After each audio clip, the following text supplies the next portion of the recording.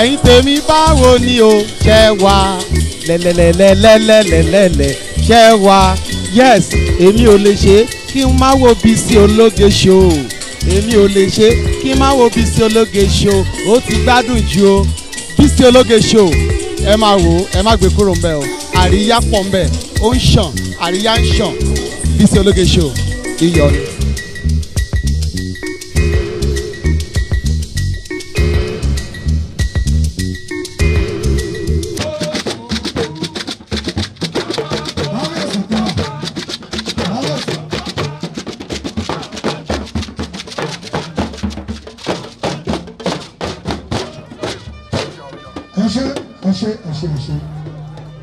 ẹ jẹ́ ẹ ṣe àfihàn àwọn èèyàn pàtàkì tó wà láàrin wa.